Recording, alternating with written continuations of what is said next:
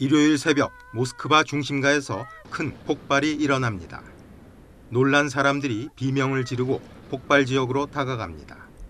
우크라이나의 드론 공격으로 인한 폭발로 보입니다.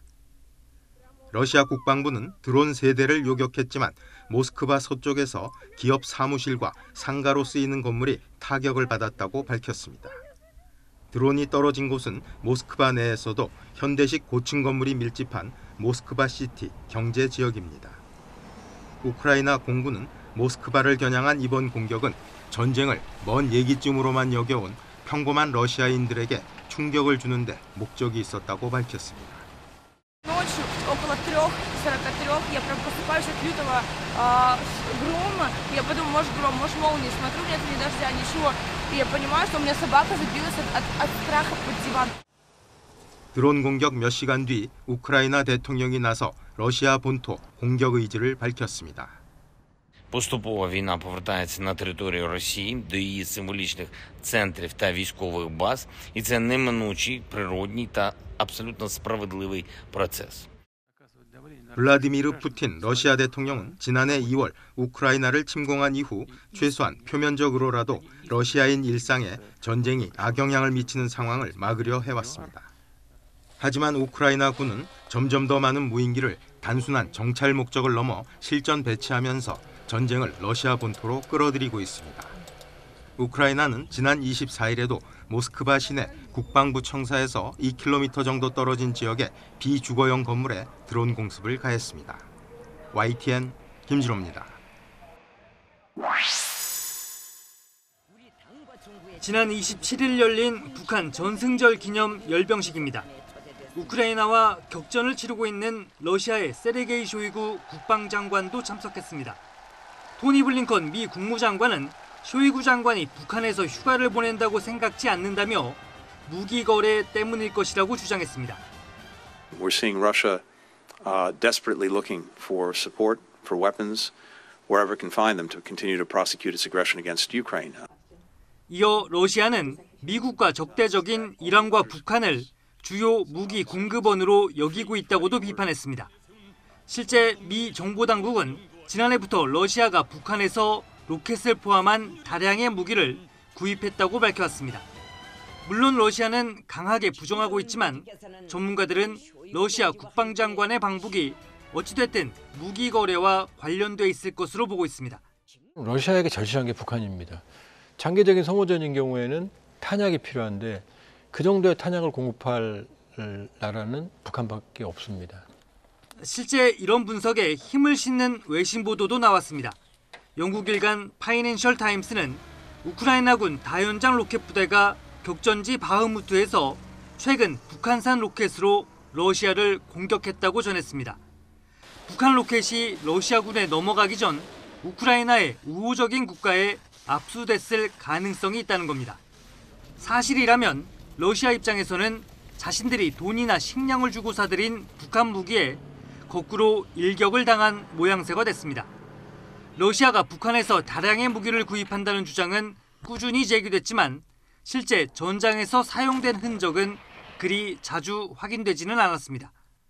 러시아의 부인에도 쇼이구 장관의 방북은 더 많은 북한 무기가 러시아에 유입될 가능성을 높이고 있습니다. YTN 이만수입니다.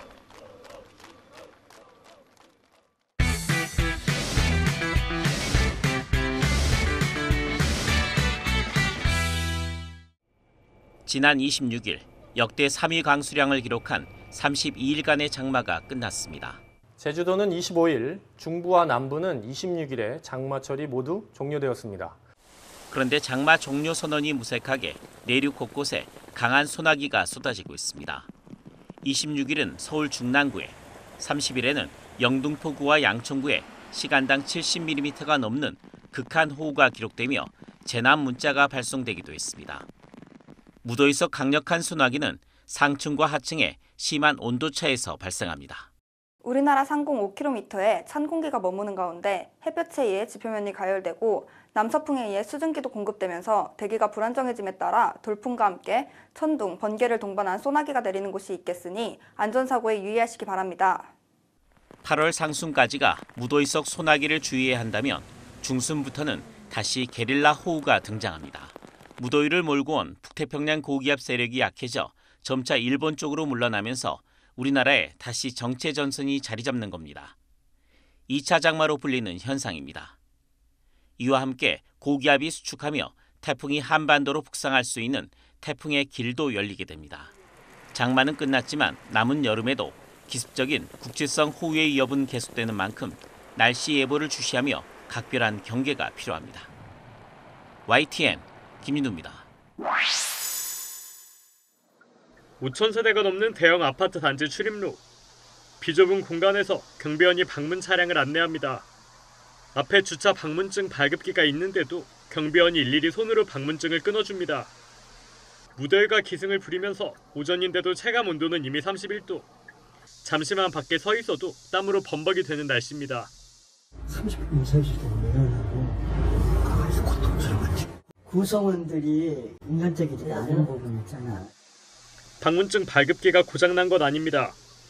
주차 공간이 부족하다는 입주민 민원 때문에 출퇴근 시간대에는 경비원들이 직접 방문증을 끊어주도록 한 겁니다. 외부 차량 주차를 막기 위한 조치라지만 효과는 없이 애꿎은 노동자만 고생시키는 것 아니냐는 목소리가 나옵니다.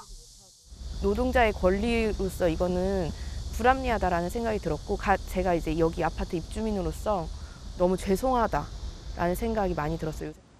이달 초 현장 점검에 나선 지방노동청은 경비원들이 온열 질환에 걸릴 우려가 있다며 시정을 권고했습니다.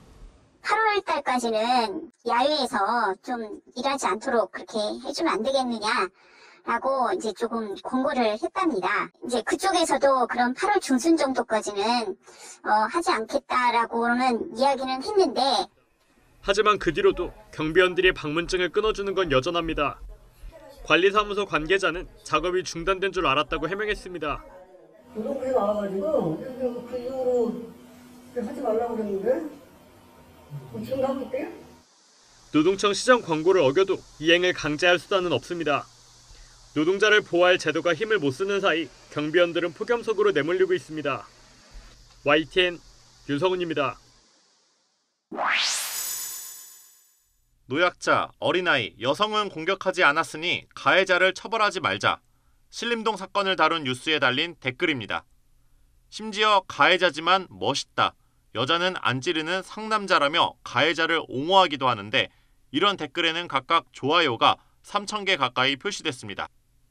뿐만 아니라 가까스로 목숨을 지킨 피해자를 두고 여자친구를 버리고 갔다는 가짜뉴스가 퍼지는가 하면 조롱하는 댓글도 잇따랐습니다. 자신이 평소에 가졌던 약간의 젠더에 대한 갈등이라든지 또 뭐 사소한 문제를 뭐 좋아요라든지 또는 그렇다라는 댓글을 마구마구 갖다가 붙이게 되면서 결국은 사건의 본질은 다른 데 있는데 그런데 2차 가해는 누가 보더라도 상식에 어긋나는 행동이지만 처벌하기는 어렵습니다. 가해자를 옹호하는 발언은 개별 표현의 자유로 여겨지고 세상을 떠난 피해자를 비난해도 모욕죄가 성립되지 않습니다. 특히 고인에 대한 명예훼손은 허위 사실일 경우에만 적용됩니다. 그런 악플 같은 경우는 모욕이나 명예훼손으로 성립이 될 수 있을 것 같은데 이 사자재산 모욕은 처벌 규정이 없어가지고 처벌이 안 되고요. 이 사자명예훼손에 있어서는 유족이 고소를 해야 되는데 유족이 형사상 고소를 하지 않는다면 처벌이 어렵고 윤익은 경찰청장이 신림동 사건의 2차 가해를 막기 위해 피해자와 유가족 모욕 사례를 살펴보겠다고 밝혔지만 일선에선 수사가 실제로 쉽지 않을 거라 보는 것도 이 때문입니다. 온라인상 2차 가해자를 특정하는 데 시간이 오래 걸릴 뿐만 아니라 잡더라도 처벌할 조항이 마땅치 않은 겁니다. 참혹한 범죄의 틈 바구니에서 피해자와 유족을 2번 울리는 2차 가해. 아픔과 슬픔을 치유하는 과정에서 새로운 상처가 생기지 않도록 실효적으로 제재할 방안을 모색해야 한다는 목소리에 힘이 실리고 있습니다. YTN 권준수입니다. 의사 가운을 입은 앳된 얼굴의 의대생 10여 명이 인체 모형을 두고 실습에 나섰습니다. 여름방학을 맞은 의대생들이 외과와 신경외과 등 필수 의료 분야를 미리 체험해보는 현장 학습입니다. 어떤 일을 하는지도 정확히 잘 몰랐었는데 실제로 와서 보니까 굉장히 의미 있는 일들을 많이 하고 있는 과구나. 외상외과 재밌는 것 같다. 약간 해보고 싶다 이런 마음이 들긴 했습니다. 정부가 학생 1인당 500만 원 정도의 실습비를 지원하면서 이런 프로그램을 운영하는 건 극심한 인력난을 겪고 있는 필수 의료 분야로의 지원을 늘려보기 위해서입니다. 필수 의료 분야 전공의 충원율은 지난해 78.5%까지 떨어지며 젊은 전문의 배출이 예전만큼 이루어지지 않고 있습니다. 인기 있는 과들을 할 수 있다면 그거를 먼저 생각을 하고 수술이나 내과 이쪽은 좀 우선순위에서 뒤쪽으로 생각을 많이 하는 것 같고 그 결과 고령화는 빠르게 진행돼 최근 10년간 주요 필수 과목 전문의 가운데 70대 이상은 2배 넘게 증가했습니다. 이에 따라 지난해 기준 필수 과목 전문의 10명 가운데 6명은 50세 이상이었습니다. 최근 응급의료 붕괴 원인으로 중환자나 응급환자의 긴급 수술을 맡을 배후 진료 부재가 꼽히는 상황에서 수가 현실화와 의료사고에 대한 부담 경감 등이 필요하다는 지적입니다.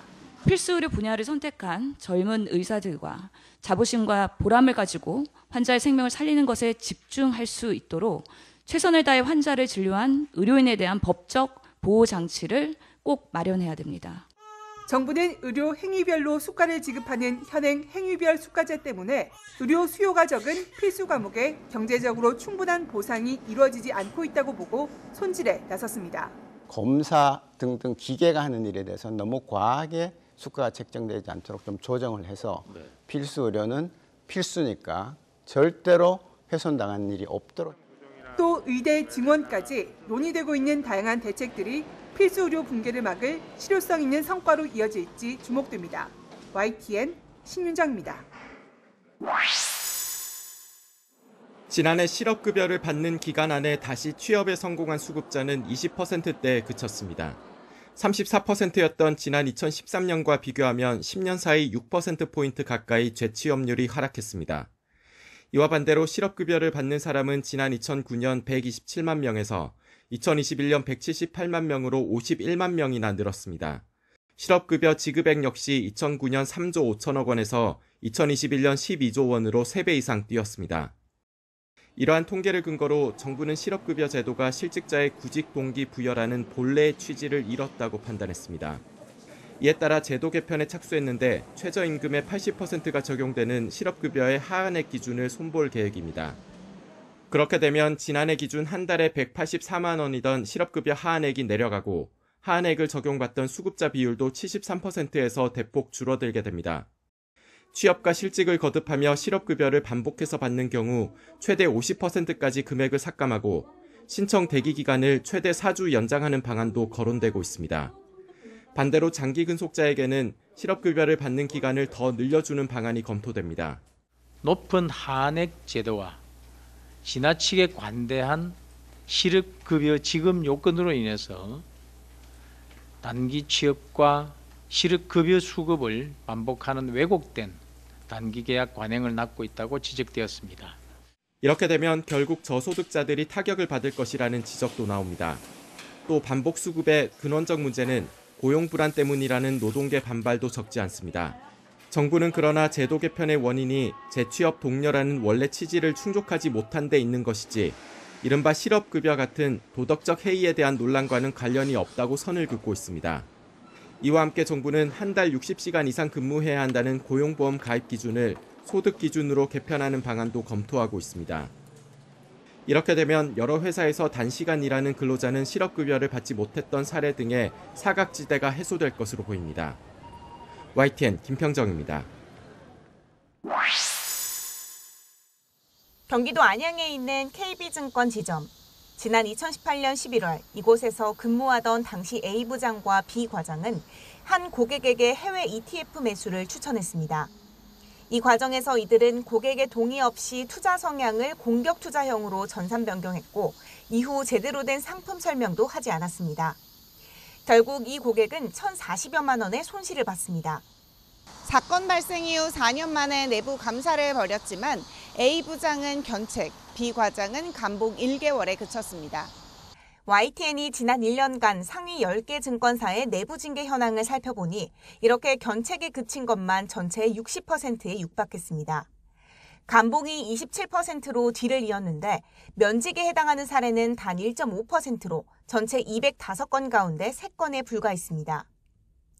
보통 증권사 내부적으로 견책, 감봉, 정직, 면직 순의 징계 절차가 있는 것을 고려하면 대부분 약한 조치로 끝난다는 뜻입니다.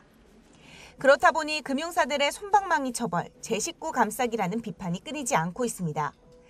내부 관리 감독이 부실하니 금융사고를 예방할 수 없다는 겁니다. 실제로 지난 4월 무더기 하한가 사태 당시 증권사들이 개인 투자자 지정요건 관리를 소홀히 해 피해를 키웠다는 비판도 나왔습니다.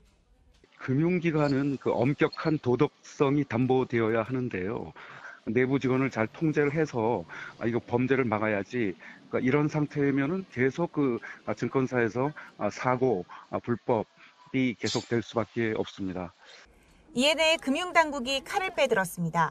종사자들의 시장 질서 교란 행위를 막기 위해 하반기를 목표로 검사 시스템 개편을 예고했습니다. 시장 참여자, 특히나 시장의 질서와 관련된 업무에 종사하는 분들에 대해서는 엄하게 지금 대응할 예정이고 검사 시스템을 좀 고도화하고 개선할 수 있는 방안을 마련 중이고 다만 금융당국의 사후약 방문식 제재 강화보다 금융사 스스로 자정 노력에 나서야 한다는 게 우선돼야 한다는 지적이 잇따르고 있습니다. YTN 엄인주입니다. 지난해 6월 카페를 연 A씨는 개업 며칠 뒤 가게를 홍보해주겠다는 광고업체의 전화를 받았습니다. 하루 800원씩 서버 비용만 내면 각종 홍보 혜택을 제공해준다는 말에 선뜻 계약서에 서명했습니다. 정부 지원금으로 운영되는 협력센터라고 소상공인 협력센터라고 하니까 뭔가 정부에서 운영하는 그런 좀 믿을만한 센터구나 싶어가지고. 그러나 계약 일주일이 지나도록 가게 홈페이지 제작과 내비게이션 위치 등록 등 계약서에 명시된 활동은 이루어지지 않았습니다. 실망한 A씨가 계약을 해지하겠다고 했더니 업체는 3년 요금에 가까운 79만 원을 위약금으로 요구했습니다. 알고 보니 계약서에는 1년 약정이 있다는 내용이 쓰여 있었는데 A씨는 계약 당시 업체에서 명확한 설명을 들은 적 없다는 입장입니다. 그리고 일반 광고회사처럼 3년은 무조건 모두가 이용을 하셔야 된다는 의무기간이 없기 때문에 별도 추가 비용이나 위약금 적용 없이 1년간 발급자금 혜택 그대로 양도받을 보면서 시공 처리까지 모두 가능하신 내용이에요. 울며 겨자 먹기로 계약을 유지했지만 업체가 1년 동안 해준 거라곤 블로그와 SNS에 올린 게시글 3개가 전부. 그마저도 홍보 효과가 미미해서 결국 A씨는 계약을 끝내겠다는 의사를 밝히고 환불을 요구했지만 업체는 차일피일 답을 미뤘습니다. A씨가 경찰에 고소하겠다고 하자 업체는 그제야 전액을 돌려줄 테니 그간 있었던 일을 모두 비밀에 붙이자는 합의서를 제시했습니다. 정말 힘들구나, 돈 버는 게 믿을만한 사람 없구나. 그래서 정말 믿을 사람 없다 이런 생각 들고. 취재진은 업체 해명을 듣기 위해 수차례 연락을 시도했지만 끝내 닿지 않았습니다. 같은 광고업체에 비슷한 피해를 입었다는 사람은 확인된 것만 30여 명. A씨는 합의 요구에 응하지 않고 경찰에 업체를 고소했습니다. YTN 안동준입니다. 강원도 한 바닷가에 있는 아파트. 단속반이 공유 숙박 앱으로 예약한 뒤 찾아가 봤습니다. 침구류는 펜션처럼 꾸며졌고 냉장고는 텅 비어 있습니다. 하룻밤에 50만 원씩 불법 숙박 영업을 하다가 적발된 겁니다. 저희가 여기 내준 것이 아니라서 저희가 기준이 되는 단독 경동 감지기는 없어요. 도시 지역 주거용 건물에서 내국인을 상대로 숙박 영업을 하거나 신고하지 않고 농어촌 민박을 운영하면 불법입니다. 이렇게 불법 영업하는 아파트나 다가구 주택 등은 강원도 내에서만 2,000곳에 달하는 것으로 추정됩니다. 특히 휴가철엔 방을 구하기 어렵다 보니 불법 영업이 더욱 기승을 부립니다. 불법 숙박업소는 안전점검을 받지 않아 안전사고에 취약할 수밖에 없습니다. 실제로 3년 전 동해시에서는 미신고 숙박업소에서 가스 폭발로 일가족 등 7명이 목숨을 잃기도 했습니다. 숙박시설이나 민박시설에 의무적으로 영업신고증이나 표지판을 설치하게 돼 있고요. 이용하기 전에 그런 걸 확인하면 되겠습니다. 공유 숙박 앱에서 등록 여부를 확인할 수 있는 제도 보완도 필요해 보입니다. YTN 송세혁입니다.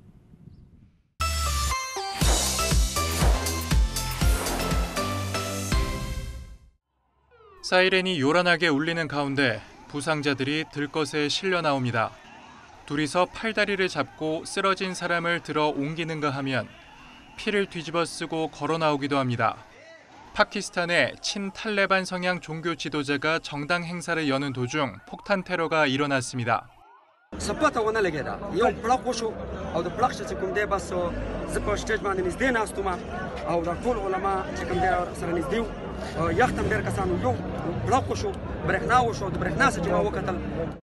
정당의 지역 대표를 포함해 적어도 40명이 숨지고 150명 넘게 다쳤습니다. 중상자가 많아 사망자는 더 늘 수 있습니다. 경찰은 자살폭탄 테러범이 보안을 뚫고 행사장에 몰래 들어온 것으로 보고 있습니다. 아직 테러를 저질렀다고 나선 곳은 없습니다. 다만 IS의 파키스탄 지부는 올해 여러 공격의 배후를 자처해왔고 이 정당의 지도자를 종교를 배반한 사람으로 지목하고 있습니다.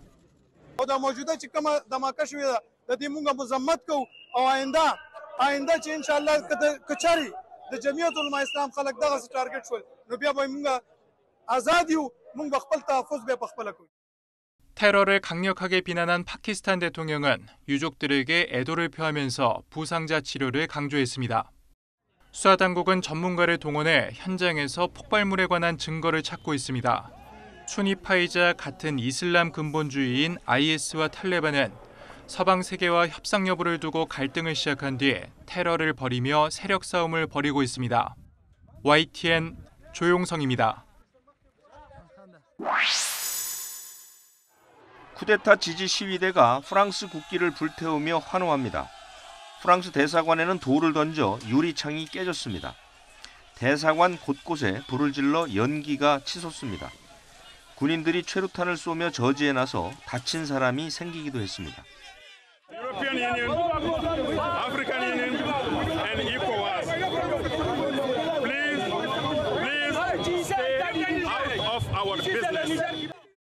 쿠데타가 일어난 지 며칠이 지나면서 지지 시위대는 수천 명까지 불어났습니다. 거리 행진에 나선 사람들 손에 러시아 국기가 들려 있습니다. 프랑스 타도 푸틴 러시아 대통령 만세라고 쓰인 플래카드도 눈에 띕니다. 쿠데타 세력의 중심인 티아니 대통령 경호실장은 스스로 국가 원수임을 천명했습니다. 하지만 과거 니제르를 통치했던 프랑스를 포함한 서방은 쿠데타를 반대하며 원조 중단을 발표했습니다.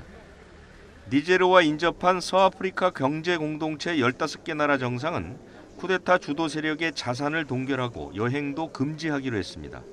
일주일 안에 헌정 질서를 회복하지 않으면 군사 행동도 불사하겠다고 밝혔습니다. Take all measures necessary to restore constitutional order in the Republic of Niger. Such measures may include the use of force. 니제르 신군부는 군사 동원에 강력히 반발하며 외세 개입에 맞서 싸우겠다고 천명했습니다. YTN 유재복입니다. 나이로비 외곽에 있는 쓰레기장에서 옷들이 대형 포대들에 담긴 채 곳곳에 버려져 있습니다. 빈민들은 혹시나 내다 팔 만한 옷가지가 있는지 하나하나 꺼내봅니다. Ukienda kusugua zinararuka, yani hadi naona zinisaidii juu siwezi enda kuziuza, nikizipeleka hata zibaiwi. 이런 옷 쓰레기는 이제 나이로비 강까지 넘쳐나 환경오염을 일으키고 있습니다. 대부분 유럽연합 국가에서 자선단체들에 기부된 중고 의류인데 너무 낡아서 곧바로 쓰레기 신세가 된 것들입니다. 민간업자들까지 나서 중고 물품으로 팔기 위해 이런 질 낮은 의류들을 마구 들여오면서 사회 문제가 되고 있습니다. They pollute the soils. Remember, many of them are made from polyester, which is essentially plastic. 이곳은 2012년까지 30여 년간 쓰레기 8천만 톤을 수용하면서 남미에서 가장 큰 매립장 가운데 하나였습니다. 당연히 대서양연안의 과나바라만과 강을 오염시켰습니다. 이 일대는 이제 10여 년의 환경보건 노력으로 60만 제곱미터 규모의 맹그로브 숲이 돼 살아 숨쉬는 땅으로 변신했습니다. Manguezal hoje está totalmente recuperado, onde a fauna e a flora voltaram, né? Hoje nós mudamos o jogo, como o Vinícius vai falar. 광범위하게 오염된 관아바람안에 비해 복원된 지역은 작은 규모지만 이 지역 생태환경 복원에 있어서는 중요한 걸음을 내디딘 것으로 받아들여지고 있습니다. YTN 유재용입니다.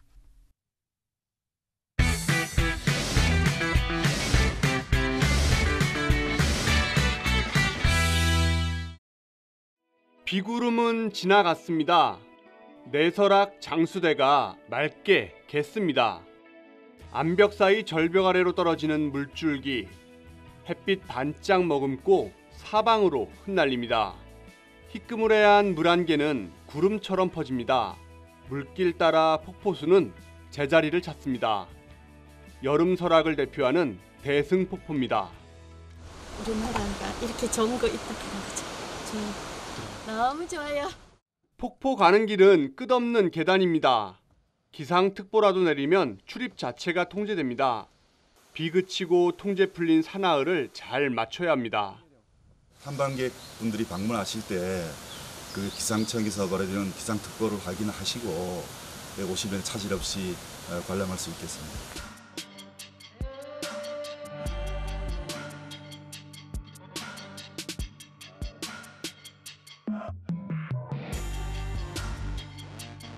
대승폭포는 화강암 수직폭포입니다. 금강산 구룡폭포, 개성 박연폭포와 함께 우리나라 3대 폭포로 불립니다. 예부터 수많은 시인 묵객이 찾았습니다.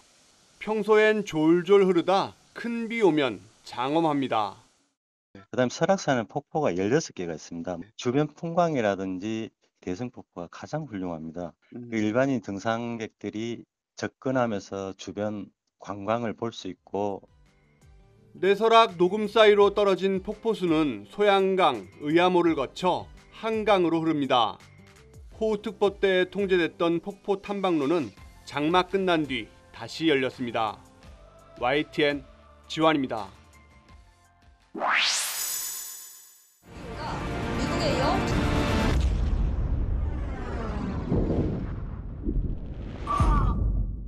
(2029년) 대한민국 첫 유인달 탐사선 우리호. 태양풍으로 동료를 잃은 선우는 달 착륙에 성공하지만 예기치 못한 사고로 다시 홀로 고립됩니다. 전 우주센터장 제국이 구조 임무에 투입되고 선우를 무사 귀환시키기 위한 사투가 벌어집니다. 신과 함께 김용하 감독이 이번에는 우주로 시선을 돌려 한국형 우주 SF 블록버스터에 도전했습니다. 저희는 헐리우드이 이렇게 할 일을 저희는 1,000만 원에 하고 있는 형국입니다. 현재 상황. 단언하건대 한국인의 그 아트웍, 예술적 감각과 능력은 정말 전 세계 어디를 내놔도 뒤지지 않는다고 말씀드릴 수 있을 것 같습니다. 달의 질감을 표현하기 위해 촬영과 시각 특수 효과, VFX를 모두 4K로 작업했고 쏟아지는 유성우, 무중력 상태에서의 유형 모습까지 완벽하게 표현했습니다. 한국항공우주연구원 등을 통한 과학적 검증과 함께 미 항공우주국에서 사용하는 부품과 소재로 우주선을 제작해 사실성을 극대화했습니다. 엑소 멤버이자 배우 도경수가 달에 고립된 공포와 외로움, 체념과 희망이 겹치는 복잡한 감정을 묘사해냈고, 정말 외롭긴 했습니다. 근데 그 외로움이 오히려 좀 스크린에 비춰지는 것도 오히려 플러스 요인으로 있을 것 같기도 하고요. 설경구, 김희애 배우가 용서와 구원, 위로의 메시지를 전합니다. 달과 우주를 배경으로 하지만 결국 사람과 사람 간의 이야기거든요. 저는 저희 영화가 어떤 용서와 화해 같다는 생각도 들면서 아이들을 데리고 와서 가족끼리 보기 제일 좋은 영화가 아닌가 싶은 생각이 들어요. 인터스텔라와 그래비티 등 이미 완성도를 인정받은 헐리우드 SF 블록버스터의 도전장을 낸 한국형 우주 SF 더문이 어떤 평가를 받게 될지 관심입니다. YTN 홍상입니다.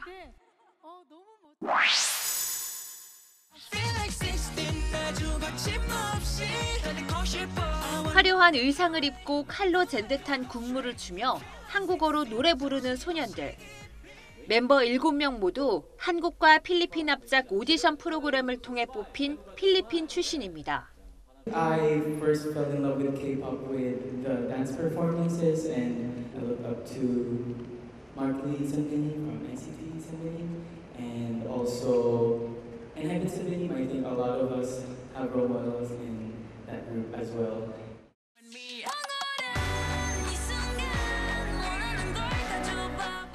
9월 해외 투어를 앞두고 있는 블랙스완은 벨기에와 미국, 브라질, 인도 출신 멤버 4명으로 구성된 K-팝 걸그룹입니다. 과거 K-팝에 푹 빠졌던 소녀들이 지금은 동경하던 아티스트와 한 무대에 서며 한 발 한 발 꿈을 이뤄가고 있습니다. So there's a bit of a heavy weight with that, but I just try not to really think about the weight of that. But I'm just really grateful and thankful that I get to be able to inspire like other people. 대형 소속사들은 일찌감치 해외 시장을 겨냥해 현지화 그룹을 잇따라 선보이고 있습니다. 해외에서 선발한 멤버들을 K-팝 시스템으로 교육시켜 먼저 현지에서 인기를 끌어올린 뒤 글로벌 인기 그룹으로 성장시킨다는 전략입니다. 최근 미국의 한 음악시장 보고서에서는 한국어 음악이 영어와 스페인어에 이어 미국에서 가장 많이 듣는 음악으로 조사됐습니다.